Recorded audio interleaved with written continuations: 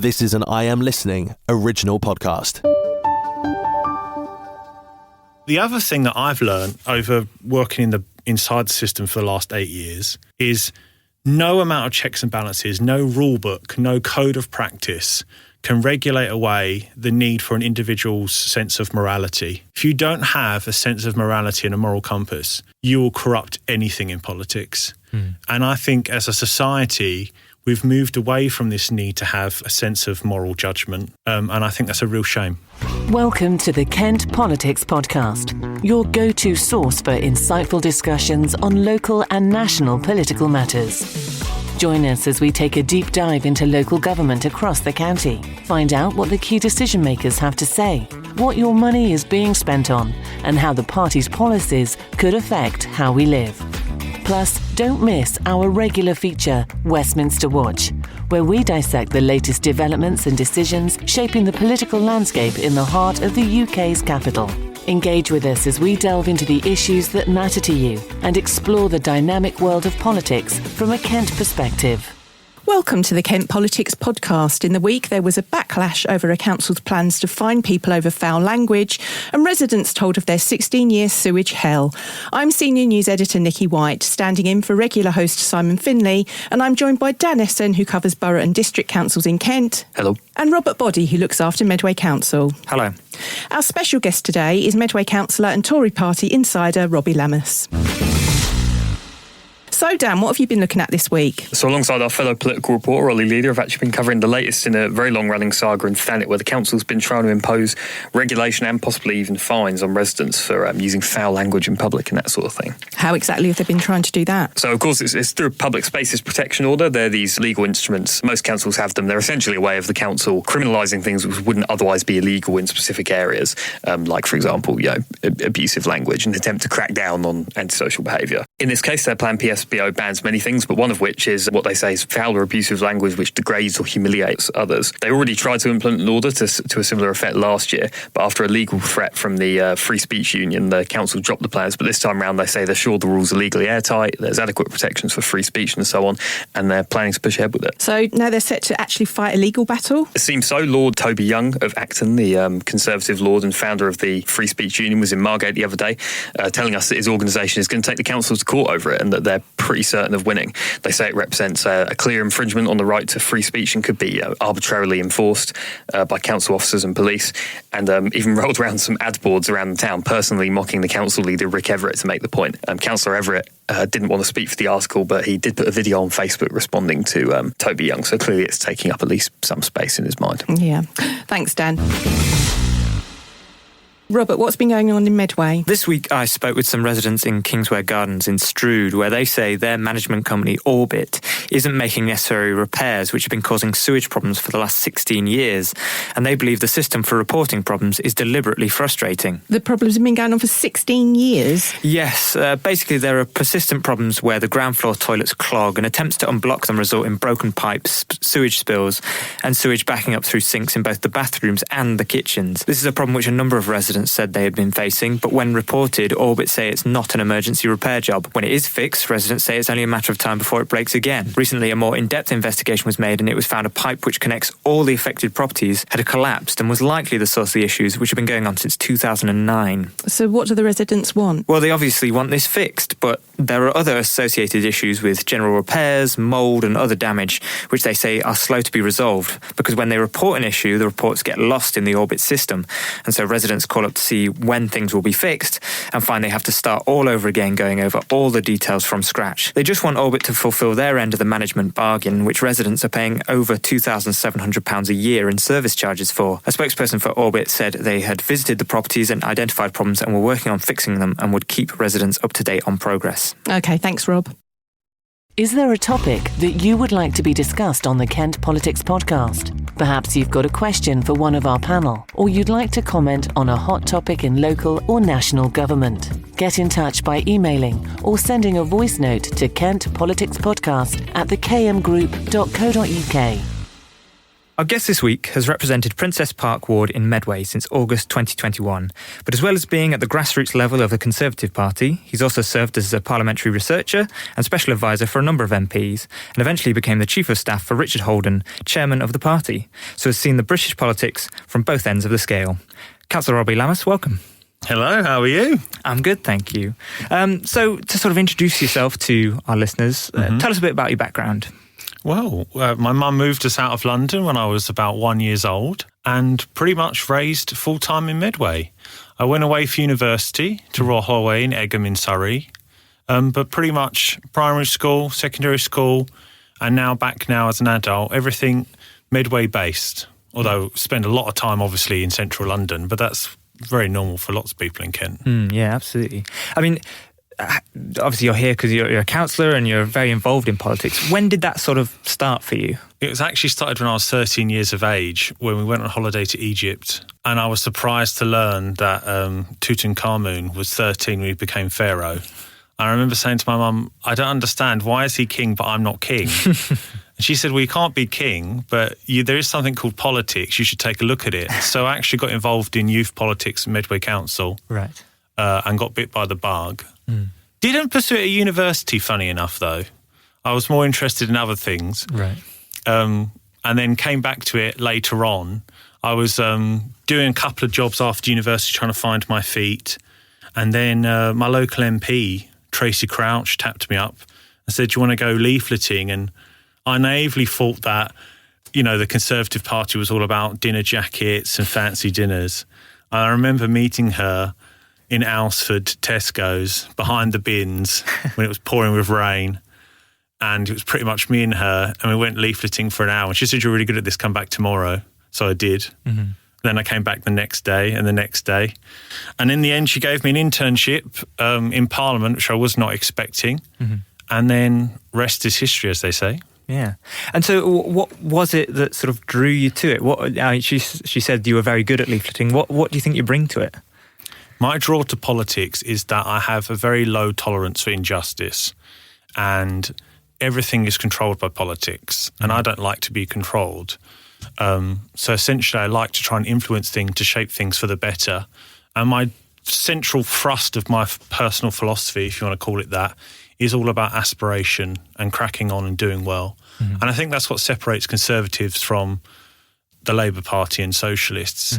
The idea being that Conservatives believe that you can get on and achieve better and you should be supported in doing so. Whereas you tend to find on the left, people just resent those who are better off than them and believe that they can achieve things by taking from them rather than creating wealth themselves. Yeah. So obviously Tracy Crouch, you studied to work for her and you're a parliamentary researcher, is that right? Yeah, so first of all, yeah. What does that involve? Oh, wow. I mean, MPs' offices, for those who haven't worked in them, are like individually run family laundrettes. There's this idea that you go to this big institution. You do in the civil service, but working for an MP is not a civil service job. You're employed legally and practically to the member. So essentially, you're like a private assistant, and it comes from the days of having private assistants. Of course, back then in Churchill's day and earlier on, you had to be wealthy in order to pay for them. Right. And some still can do that. Like, for example, the trade unions pay for a lot of researchers for the Labour group. But the state now funds that function. So in terms of what you do a lot of reading, a lot of following the order paper in the chamber, following the news, such as KM, particularly if you're a Kent MP, you know, following the KM is essential. The BBC, national news, responding to constituent queries, seeking redress of grievance, and then campaigning. You obviously stuck around and you developed and kept going. What was it that you really enjoyed about it? Oh, I was obsessed. I loved everything about it. I loved the order paper. I loved the traditions. One of the things I read at university was a topic on comparative politics, which was comparing our system, the Westminster system, to those of European countries such as Germany and also the US system in Washington, D.C. And I just loved the fact that we have this ancient English Parliament, now British Parliament, which has been the centre point for people seeking redress of grievance and the preservation of civil liberties for hundreds and hundreds and hundreds of years, going all the way back to Magna Carta in 1215. I mean, it is really unique. Yeah. That's why it's often called the mother of parliaments, but that's a mistake. The original quote from the Victorian era is the mother to parliaments, because it birthed so many of the institutions that govern the world today. Yeah. And obviously, I mean, the Palace of Westminster, that's quite a spectacular place to go in to work every day. Yeah. You know, it's so funny because when I go to work other places now, I often have a problem with the lack of palatial architecture. I've got so spoiled and so used to it. I was like, where's the gold, you know? Like, where's the shiny stuff? But it is remarkable. And that was fortuitous that it happened to be redecorated after a fire in 1834, which was called by the burning of tally sticks, which looks like Harry Potter wands. And famously, MPs lost them before they would collect their salary, before they were returned back to their home shires at the end of session, because they would have the tally sticks clipped with their bar tabs. So if they lost it, they could claim they drank less than they actually did. So MPs have been at it forever. You then went on to be a special advisor. What does that entail? The special advisor gig is kind of a weird one. So, I mean, there is quite a sort of progression structure from researcher to senior researcher, chief of staff. But then the special advisor is very much at the sole discretion of a member you happen to be already working for, or one that you know very well. And obviously it's only whilst they are in the cabinet, and not all cabinet positions get one as well. It essentially involves becoming the filter as well as the eyes and ears of that person inside the government system, or in my case, how the government system interacted with the Conservative Party system. And you have to filter through an enormous volume of information and actually often advise officials on your members' behalf as if they were giving the advice themselves. But a huge function of the role also is what they call horizon scanning, which is basically trying to stop them getting into trouble and also trying to achieve some things as well for the country, which many people actually forget. I mean, is that quite a difficult role? Is it a lot of hard work, a lot of hard yards? I never found the reading or the politics side of it hard. What I found very hard is coping with the lack of sleep. Right. I've realised now, I'm in my 30s now, that I need 8 hours a night. Whereas there was a long time I was running on like 5 hours a night. And not only that, is when you're trying to build your network and gain these levers that you can then pull at a later stage. In London, that's all done at pubs.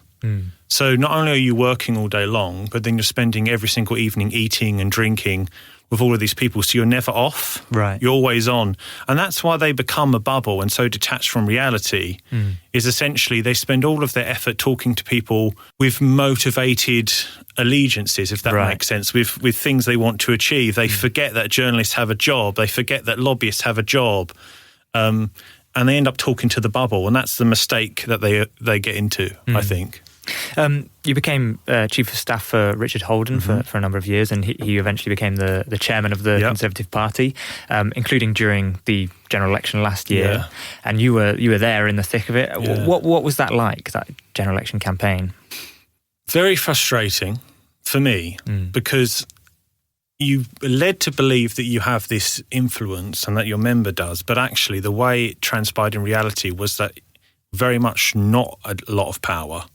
I was very frustrated with the direction of the Conservative Party machine in the run-up to the last general election.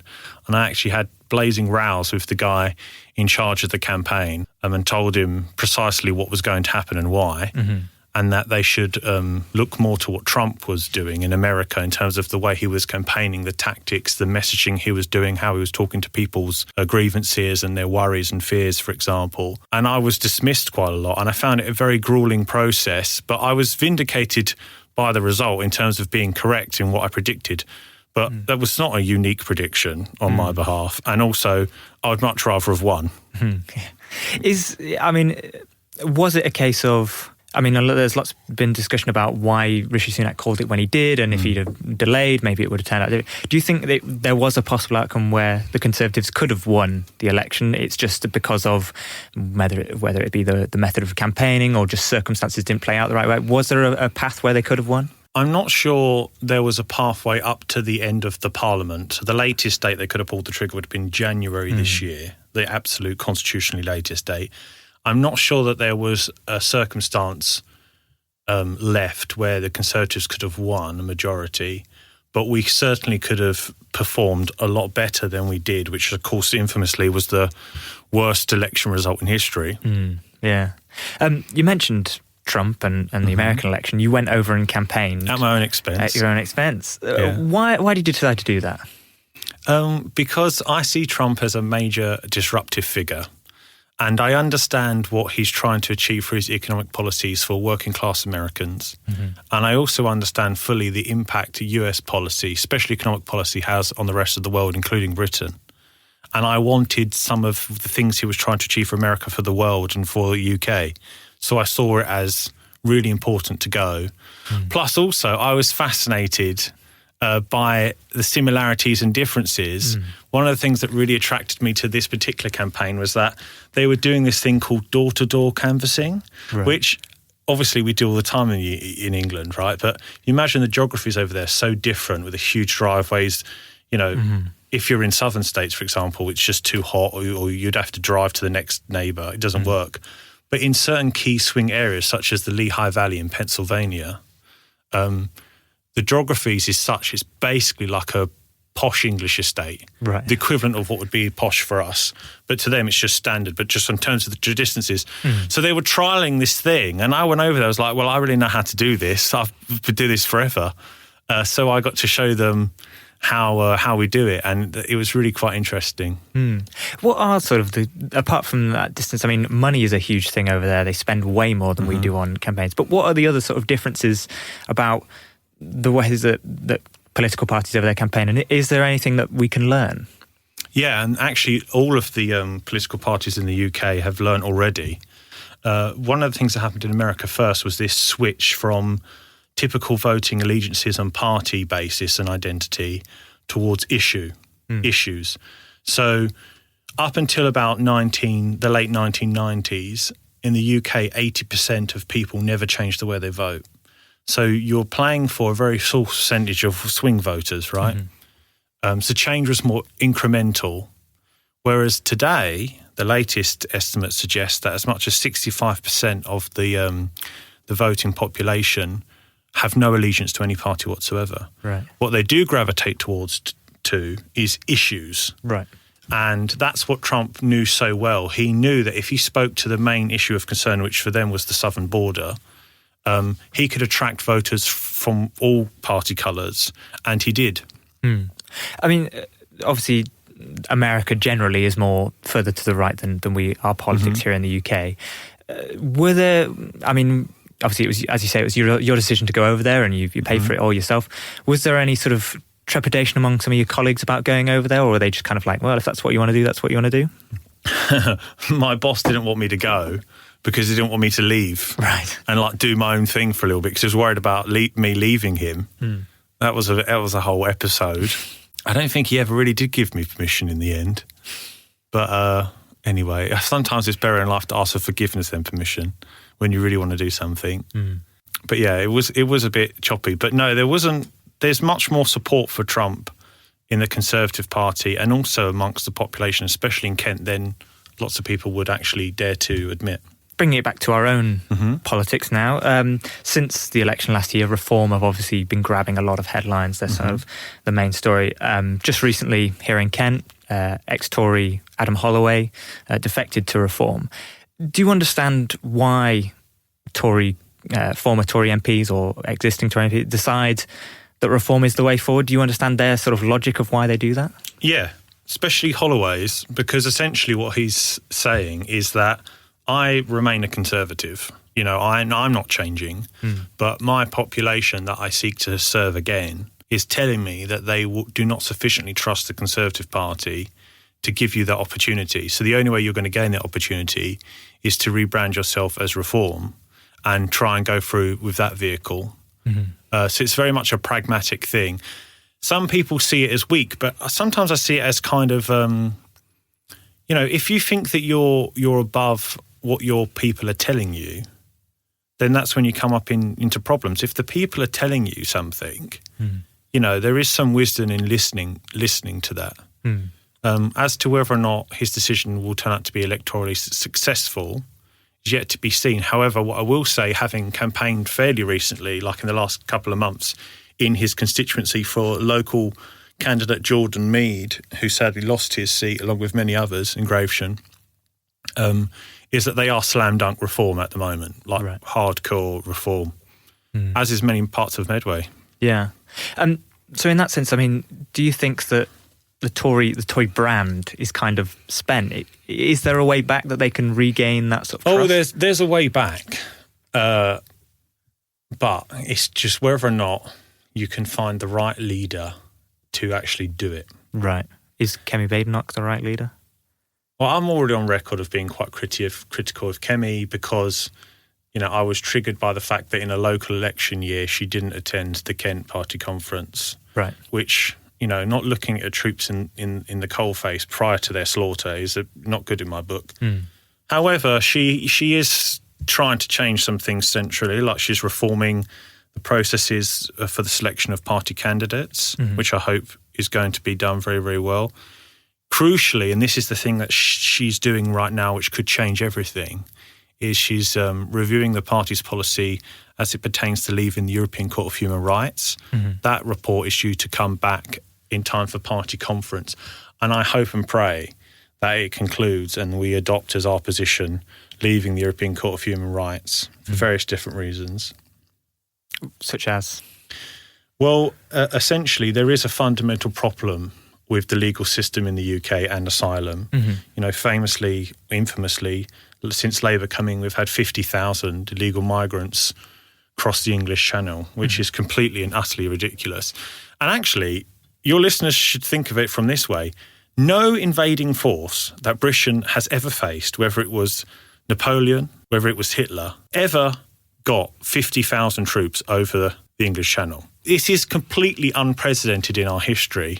Leaving the Court of Human Rights will be essential in terms of giving the levers of power back to our sovereign parliament to make the changes necessary. Crucially, it won't change everything in and itself. There is a whole myriad of legalese that exists, like a legal soup that originated with Blair that has now matured into this sort of big mishmash web of quangos and different outsourced bodies run by judges where they're making decisions that politicians ought to make instead that need to be undone through domestic legislation. But crucially, we can only do that after we've left the international body. I mean, some of the language used there in terms of an invading force and this, you do view it in that sense of these people should not be here under any circumstances. Well, the idea that there is sufficient unrest in a world that 50,000 people need to leave France to come to England is nonsense. It's just factually nonsense. I mean, I'm not like against other cultures. I mean, I'm quarter Dutch. Right. Ironically, the only nation since the Vikings to successfully invade part of England was the Dutch, here in Medway. Didn't last very long. They were chucked out straight away. But what else can you classify it as? You know, particularly when these vast majority of these young, fit men, they're either coming for work, in which case they should apply to come legally, and we can assess them whether they could contribute to our economy or not, and whether we want them and have space and capacity for them. But, you know, in terms of numbers, we have a huge population problem at the moment and strain on our resources, our infrastructure, on our social services, educational institutions, by and large caused by overpopulation from migration. I mean, famously, if you look at the current domestic demographic trends, by 2031, our native English population here in Kent is actually due to be lower than it is today. So in the context of all these local plans and devolution, argy-bargy that's going on at the moment, it makes you wonder, for who are we actually bricking over our countryside for? And you think it's not native Brits, as it were? Not necessarily, no. It's in response to the National Planning Policy Framework, which forces local authorities to plan for and allocate areas for house building accordance to demand. Demand is based on an equation that consists of native population, demographic demand, as well as migration, so it factors that in, And then it has two multiplier effects. The first bias is towards areas that are already slightly urban. So in a sense, it favours urbanisation rather than getting rid of fresh countryside, which some say is very unfair. And the other multiplier effect is that it places more requirement to build in areas where there are high house prices, which, is meant to intend to encourage areas where people want to live to build the houses. But you can also argue that actually areas which are showing to be most overheated because of that excessive demand are being forced to get even more overheated. In a sense, the framework works with incremental growth, which we have seen. But unfortunately, the framework is also baking into policy decisions being taken today, decisions based on demand fed from migration numbers, which are historically unprecedented. Right. So even if a politician tomorrow was to put up the drawbridge and would have no one coming in or out, you'd still have this requirement based on the national policy framework that looks slightly backwards to build based on this huge demand. And that needs to be addressed. I mean, I opened this interview by saying, you're at the grassroots, you're a councillor here in Medway, but you've also been at the sort of upper echelons of the Tory party. That gives you sort of a unique perspective on both ends of that spectrum. Do you think that the people at the top of politics understand the local level of local politics? It really depends. It's like everything in life. There are good and bad people at all levels.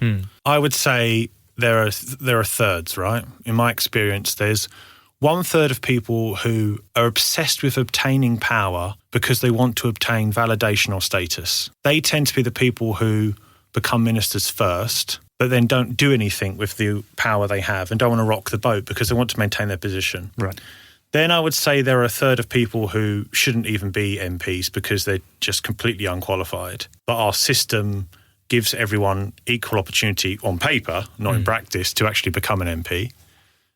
So there are swings and roundabouts for that. And then there are a third of people who genuinely care and genuinely do the right thing. But the other thing that I've learned over working inside the system for the last 8 years is no amount of checks and balances, no rule book, no code of practice can regulate away the need for an individual's sense of morality. If you don't have a sense of morality and a moral compass, you will corrupt anything in politics. And I think as a society, we've moved away from this need to have a sense of moral judgment. And I think that's a real shame. I didn't mention it earlier, but in the last election, you did stand for a seat to Parliament. Yeah. You were unsuccessful, unfortunately. But worse than that, I got my arse handed to me by Scousers, deservedly so. I've never been hated more in my life. I've travelled all over this country, right? And I generally find I'm welcomed everywhere. But in that context, the Scousers, they handed it to me. Oh my God. It was visceral abuse. Oh, good grief. It was I loved it though. But this is the thing. The party system meant that I had to stand in a, quote, unwinnable area for us, which that is. You're never going to, because of various different reasons, which are very valid. But then, of course, it means you have people who desperately want to represent the home area of Kent or South Essex, where I also have ties to. They're not allowed to. And you'll go far away. And then you have to put this false front on, which I never did. I was very upfront and honest with people who I was and why I was there, which some thought were very good, some thought was silly of me to do, but I did it nonetheless. I learned a lot from the experience, but it's not something I want to repeat. I want to represent an area where I have a genuine local connection. So, following on, is your ambition to enter Parliament eventually, whether that be... I would love to be an MP, including in the current Parliament. Oh my God, the things I would do and say. Oh, it would be very good for the country, I think, and also very personally rewarding for me. Having watched people do the job for so long, and then you make all these mental notes like what's good, what's not good, what to do, what not to do. It's like, I'd love to have a chance and try and make a change. I was successful in changing the law a couple of times in the last Parliament through supporting the work of MPs, but I would love to change the law for the betterment of people's opportunities in my own name. So it's something that I'm definitely going to do at one point.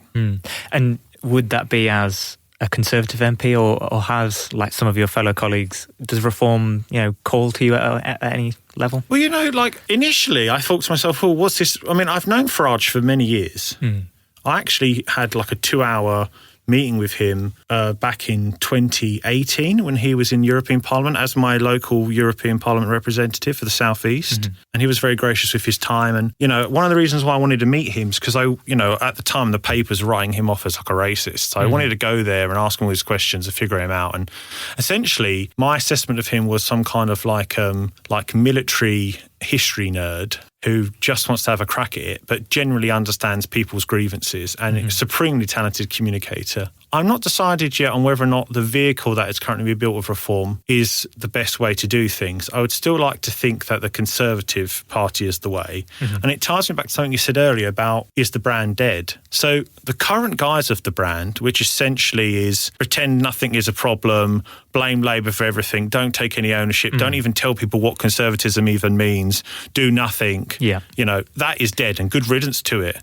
But then in the Conservative brand, you also have these things like Churchill, the greatest Briton who ever lived, who without which we'd all be speaking German and saluting to the Nazi flag. So there are ways in which you can rekindle the brand and go back to the Conservative and Unionist Party original branding, which Benjamin Disraeli had a hand in designing, and something that I'm very passionate about and have this whole grand vision about. But it requires someone very talented to do that and who people can trust. But I think people will always judge people by who they are and place their trust in them where it matters. Thank you so much for speaking with us today, Cllr Robbie Lammas. Thank you very much.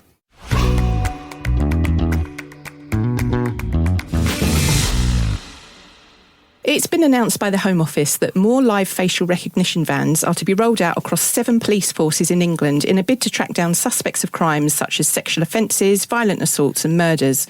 The 10 new vans will be equipped with cameras which scan the faces of people as they walk past, then check them against a list of wanted people. The technology is already being used in London, where the government says in the past 12 months 580 arrests have been made, which included 52 registered sex offenders who have breached their conditions. But some campaign groups are worried, and Big Brother Watch is bringing a legal challenge against the Met. So, Dan, what do you think? Obviously, this kind of technology has existed for a while and is now getting good to the point where it can actually be used by law enforcement. Famously, it's very widely used in China, or particularly in quote-unquote high security areas of China, like in Xinjiang. And the criticism of it is that it's a far-reaching and possibly arbitrary expansion of state power and surveillance over people. And I think it's pretty clear that this kind of thing seems to exist in inverse proportion to the police's actual ability to solve crimes in a more obvious and meaningful way. They boast about getting 500 and something arrests in London over the course of the year. There are probably 500 crimes in London over the course of any given week, if that. So I doubt it will make any massive operational benefit to the police in terms of actually catching criminals and solving crimes. And also the reason people are critical of it is the wider the government's capacity for surveillance and that kind of thing, the more likely it is that it will be used to an effect which is detrimental to people's civil liberties and basic freedoms to which you're entitled. So I think it is a slightly concerning expansion of the power of the state, which probably won't actually help the police that much, and arises in large part out of the police being generally seen as quite ineffectual at solving crimes otherwise. Some people may disagree with you, but Robert, what do you think? Would the money be better spent on more bobbies on the beat? Personally, I do think that more active police officers patrolling the streets would be more effective. I know certain people say it's not a great use of resources, but I think there has been a focus in terms of policing, in terms of responding to crime rather than prevention. And I think this technology, it can identify criminals, and obviously we want criminals to be caught, but it can only catch them after it doesn't prevent crimes being committed, it just catches people after the fact. Actual patrolling police officers has that preventative element because they are about, so if there's that element, if you're a criminal and you think, I'm going to commit a crime in this area, you have to consider the fact that there is a police officer there. I understand why they've done this. It's because recruiting is very difficult because basically police officers are put in quite dangerous situations a lot of the time, and they want to be paid to undergo that danger. That's quite expensive, whereas to get this technology, it's comparatively cheaper, and can be seen to be more effective. But actually, I don't think in terms of the actual prevention of crime, I don't think it is. I don't know how I feel about this. I think on the face of it, I think it's a good thing. We've got this technology available to us. Why shouldn't we be using it? If people are coming up with this kind of thing, it would be wrong not to. It's fair enough to say, okay, if you've got nothing to fear, if you're walking down the street and your face is being scanned, and let's face it, our faces are being scanned dozens of times a day anyway, through the CCTV that is already on the street. This is obviously slightly different, that you're being, lined up against lists that exist. So if you've got nothing to fear, you've got nothing to worry about. But it always comes back to, it's only going to be a good thing if this is going to work how it should do. And we all know from bitter experience that doesn't happen all the time. Now, I've got nothing to fear. Would I feel the same way if my face has been scanned, I've been accidentally mismatched against somebody who's wanted for a crime, and then I end up in a police cell for several hours while somebody tries to sort out and realise that it's not me after all? Am I going to be a bit fed up about that? Yeah, of course I am. And you could say, okay, well, that's the price we pay for having this technology available and keeping our streets safer. But the fact that it could actually disrupt my life, I don't know. It's a really complicated question, and it's going to come back down to, does it work properly? And we'll see what happens. I mean, it's worth pointing out as well that these 7 police forces that it's being rolled out to, one of them isn't Kent, but no doubt it'll be a matter of time before it does actually arrive with us. So we'll see. OK, folks, that's your lot for this week. Thanks to Dan and Robert for their contributions, and to special guest Robbie Lammas. Don't forget to keep an eye on Kent Online for the latest politics coverage. You can also sign up to our Politics Briefing newsletter by visiting kentonline.co.uk/newsletters. And don't miss KMTV's Politics Show every Friday at 5 p.m. See you next time. Thanks for listening to the Kent Politics Podcast. Don't forget to check out stories throughout the week on the politics page of Kent Online. And you can watch the Kent Politics Show on KMTV every Friday at 5 p.m. or on demand at kmtv.co.uk. This has been an I Am Listening original podcast. For more information, head over to our website, im-listening.co.uk.